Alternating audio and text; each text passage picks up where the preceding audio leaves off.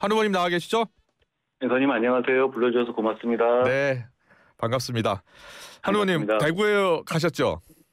지금 제가 대구에 있습니다. 예, 대구 분위기 보니까 대구 시민들이 적극적으로 후보님 만나서 사진도 찍고 분위기가 좋던데요. 어떻습니까? 뭐 예전에도 저를 대구에서 많이 좋아해 주시고 예. 응원해 주셨죠. 예, 지금 그때 못지않게 예. 많은 분들이 응원해 주셔서 저도 힘이 났고요. 그리고 예, 그때랑 다른 점은 예. 더 절실해지신 것 같습니다. 모든 분께서 아. 정말 눈물까지 흘리시면서 그래요? 예. 꼭 이기라라고 말씀해 주시고 그리고 예. 네가 아니면 이기지 못하지 않느냐. 아. 뭐 미우나 고나 반드시 이겨라. 모든 예. 분들이 한결같이 그렇게 말씀해 주셨습니다. 예. 눈물까지 흘리신 분도 있으셨어요? 여러분들이 그러시더라고요. 예. 제가 참 죄송했습니다. 예. 방송 보니까 라이브 방송 지지자분들하고 하시죠?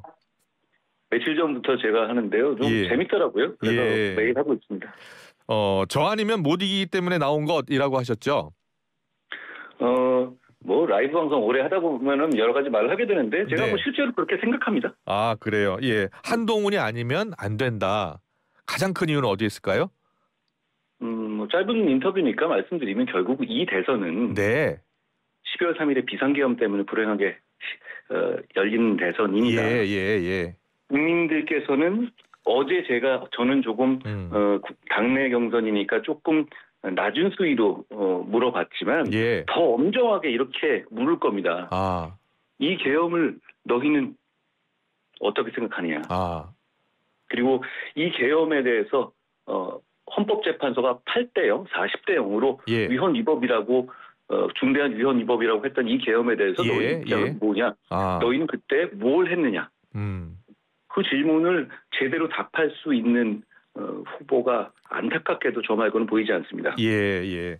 저는 아시다시피 우리 당이 배출한 대통령이라서 괴롭지만 예. 12월 3일 날 가장 먼저 10시 반에 여당 대표로서 이 계엄을 저지했습니다. 저는 예. 제가 아니었으면 그날 계엄이 저지되지 않았을 거라고 생각해요. 예.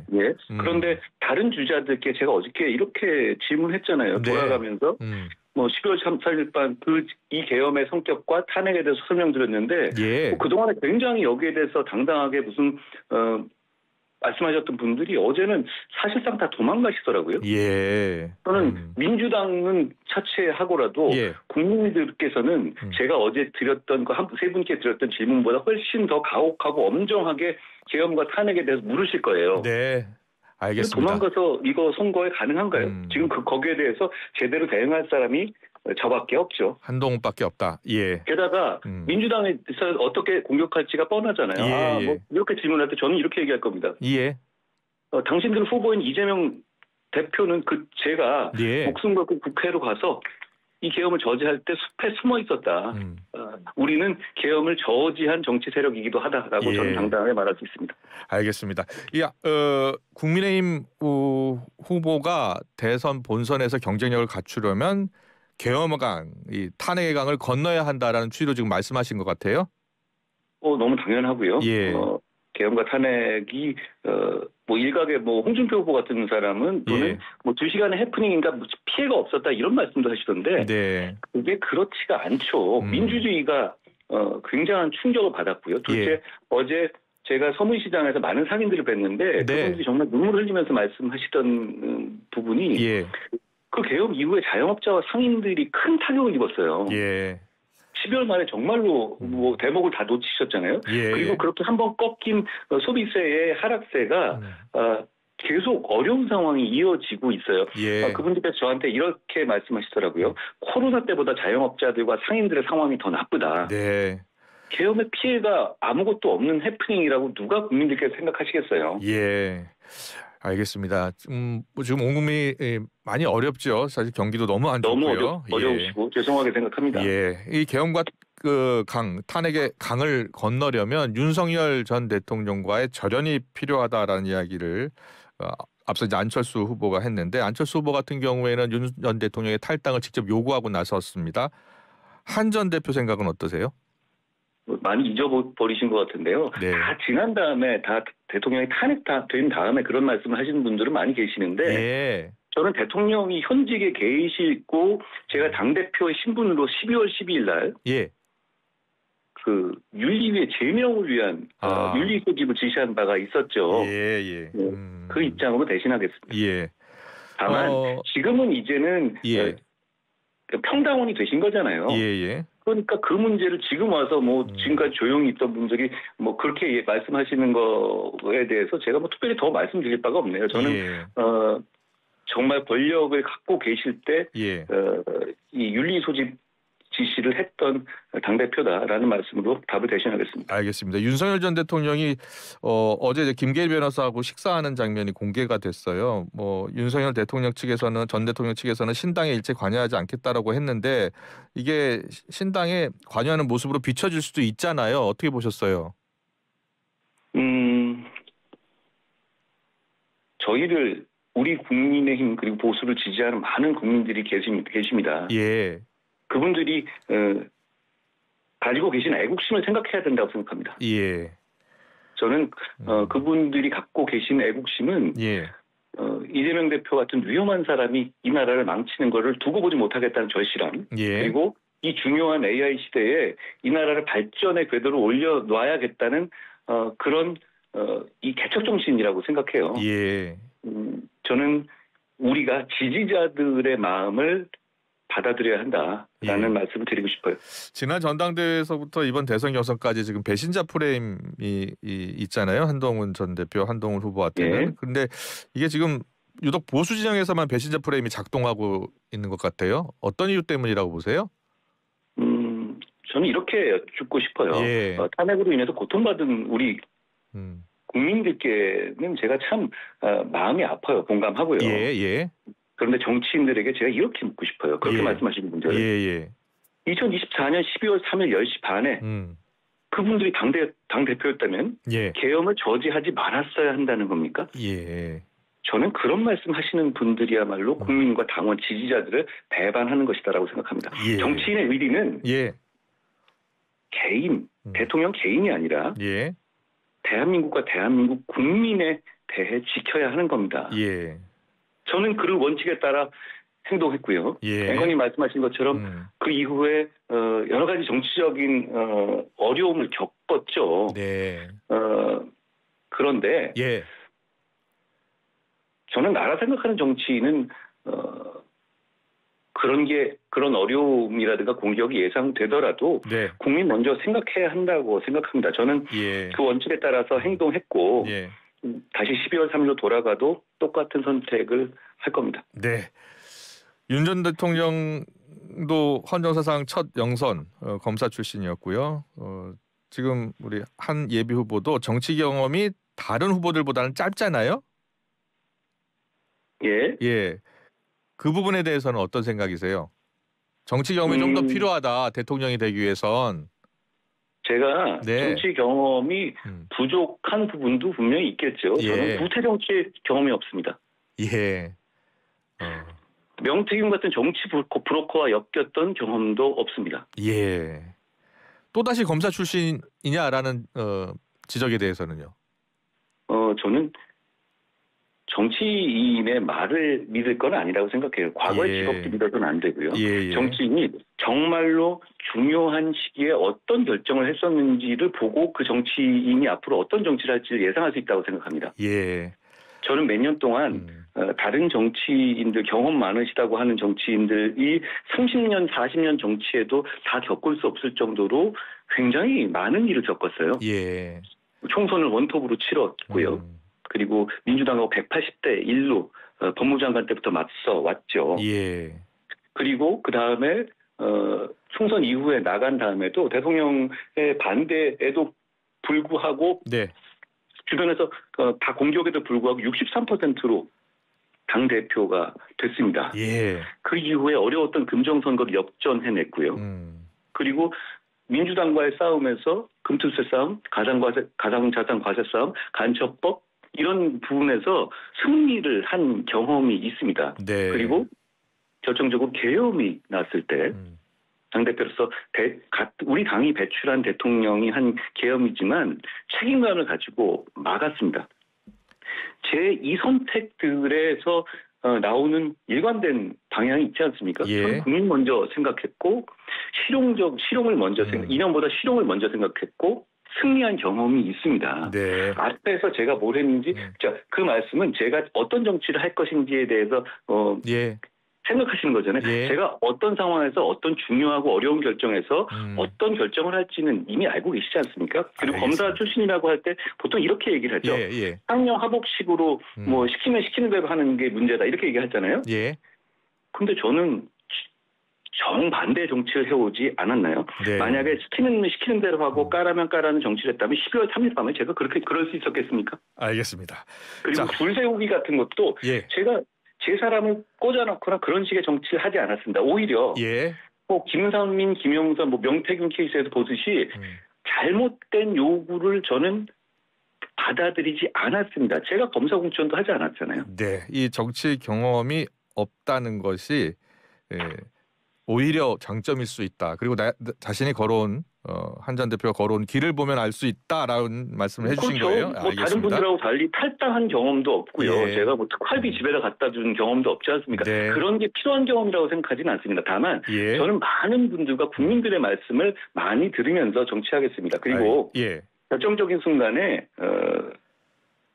국민을 위해서 용기 내는 정치를 할 겁니다. 알겠습니다. 자, 계엄 탄핵안을 건너고 배신자 프레임도 극복을 해서 만약에 이제 후보가 됐어요. 만약에 국민의힘 후보가 됐다면 1강 이재명 후보를 또 이겨야 하는 산이 남아 있는 거잖아요. 어떻게 이길 수 있겠습니까? 이재명 대표의 지지율은 네. 고착돼 있어요. 예. 그만큼 민주당의 지지율하고도 차이가 나죠. 그러니까 탄핵을 찬성했던 분들의 지지율하고는 더 많이 그 비율하고 차이가 나고요. 예. 그렇다면 결국은 이분의 위험한 정치에 대해서 걱정하는 분들이 많다는 뜻입니다. 예. 저는 다만 근데 이재명을 막는 것 자체를 목표로 세워서는 안 된다고 생각해요. 예. 그건 과정일 뿐이고요. 예. 지금은 시대 교체가 필요합니다. 그걸 국민들이 정말로 원하고 계시다고 생각해요. 예. 무슨 의미냐면 탄핵과 계엄은 우리 헌법에 원래부터 있어 왔습니다. 자, 그런데 그러면요. 지금까지 안 써왔죠. 그런데 제 말씀은 그 과정에서 지금 국민들이 원하는 건 윤석열 대통령과 이재명 대표 둘 다 극복하는 것이라는 것이에요. 그걸 제가 해낼 수 있다는 말씀을 설득을 드리겠습니다. 알겠습니다. 지금 많은 분석은요. 국민의힘 후보만으로 이재명 후보와 겨뤘을 때는 어려울 것이다. 그래서 빅텐트가 필요하다는 분석이 많잖아요. 빅텐트 필요 없다. 그러니까 이준석 후보까지 나오게 된다면 이제 3자 구도가 치러지고 3자 구도로 치러진다면 국민의힘 후보가 3자 구도에서는 어려워지는 것 아니냐. 그래서 빅텐트가 필요하다는 그런 분석이 있잖아요. 거기에 대해서는 어떤 생각이세요? 3자 구도라는 분석은 제가 못 들어봤고요. 뭐 나오신다는 분들이 많이 계시잖아요. 이준석 후보는 나오기로 했고요. 다른 분들도 많이 계시니 그러니 그렇게 여러 분들이 계시는데요. 그런데 지금 단계에서 국민의힘이라는 보수에서 가장 중요하고 가장 큰 정치 세력에서 경선하는 단계에서 그 다음 문제를 미리 얘기하는 거는 이 경선에 참여하는 분들과 이 경선에서 이 어떤 열망을 모아보려는 우리 지지자들에 대한 예의는 아닌 것 같아요. 나중에 생각할 문제입니다. 자, 그렇다면 국민의힘 후보가 되시면 탄핵에 반대하는 후보들도 있고 탄핵에 반대하는 당원들도 있잖아요. 어떻게 함께 가실 수 있겠습니까? 저는 정치는 차이점을 부각하는 것이 아니라 공통점을 부각하는 것이어야 한다고 생각합니다. 우리 모두 위험한 세상이 오는 걸 막고 이 AI 전환 시기 정말로 중요한 시기잖아요. 이게 뭐 우리가 인류 전체에서 이런 임무를 맡은 거라고 봐요. 대한민국에서 앞으로 100년, 200년을 좌우할 만한. 그러면 이거 반드시 좋은 방향으로 가야겠다는 애국심, 공동체에 대한 헌신 이런 부분에 공통점을 우리가 갖고 있습니다. 공통점을 가지고 뭉쳐야 합니다. 그리고 뭉쳐야만 이길 수 있습니다. 어제 뭐 토론에서 뭐 저에 대해서 여러 가지 뭐 좀 이상한 얘기들도 많았지만 제가 그냥 다 참고 그냥 같이 가자고 하는 것도 그런 의미입니다.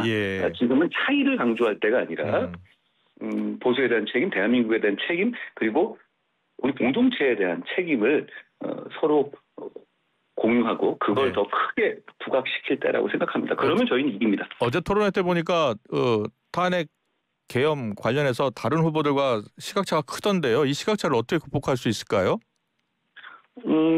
시각차가 큰 것을 국민들께 알려드려야죠. 그 시각을 뭐 완전히 바로잡거나 그러겠습니까? 그렇지만 어제 내용을 보셔도 아시겠지만 계엄과 탄핵의 이 바다를 제대로 정면으로 건너지 않고서는 이번 선거를 저희가 치를 수가 없습니다. 다른 분들은 그런데 뭐 그동안에보다도 더 회피하는 입장이시던데요.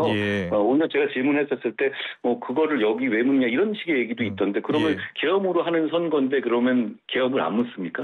거기에 대해서 당당하고 국민의 눈높이에 맞는 답과 책임 있는 입장을 내놓을 수 있어야 합니다. 네, 국민의힘 어떤 후보가 됐든 이제 당내 통합이 상당히 중요한 시점이잖아요. 한동훈 후보가 돼도 마찬가지고요.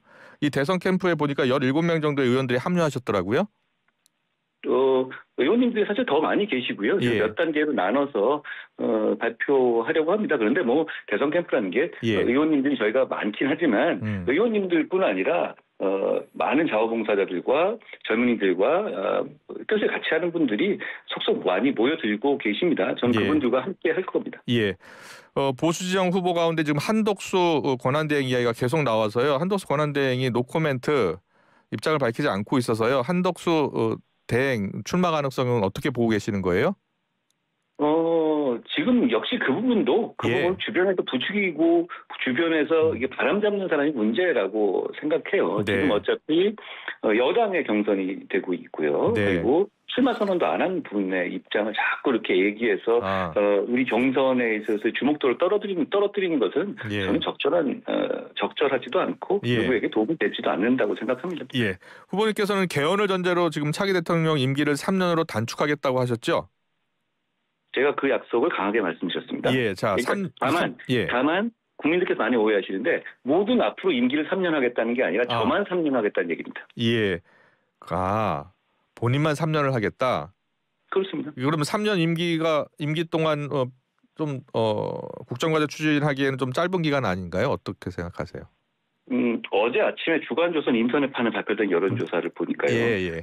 제가 말씀드린 그 내용에 대해서 제가 말씀 3년 이번의 경우에 한해서 3년으로 단축하자는 그 개헌안에 찬성하시는 분들이 국민 전체의 기준 62%에 이른다고 나오더라고요. 그리고 보수층에서는 72%가 찬성한다고 나왔습니다. 국민들께서 이렇게 해야 시대가 교체될 수 있다라는 제 진정성을 이해해주고 계시다고 생각해요. 생각이 다른 분들의 염려는 이해합니다만 3년에 못할 일이면 5년에도 못합니다. 또 하나는 당선되면 저는 전쟁같이 싸워서 꼭 이길 겁니다. 그런데 이긴 이후에는 민주당과도 정치를 해야 하는 겁니다. 그러지 않으면 지금과 같은 전쟁이 계속 되풀이될 거고 국민들께서 더 고통받으실 거 아니에요. 그런데 개헌을 반드시 해야 돼요. 이번에 그 윤석열 대통령과 이재명 대통령은 둘 다 과거로 보내고 새로운 시대로 가기 위해서는요. 87체제 문을 닫아야 합니다. 그런데 다수당은 민주당 아닙니까? 그러면 제가 대통령이 돼서 5년을 그대로 한다고 하면 민주당 입장에서 개헌에 응하지 않을 거예요. 지금부터 벌써부터도 이재명 대표는 개헌 얘기 나오면 좀 말을 빼잖아요. 일종의 저는 민주당 이재명 대표로 호헌 세력이라고 규정하는데요. 그런데 제가 3년에 만에 하고 내려오겠다는 이거는 민주당 입장에서도 적극적인 개헌 논의에 들어올 인센티브가 됩니다. 3년 만에 다시 자기들이 정권을 찾아왔으니 기회를 주겠다는 건 아닙니까?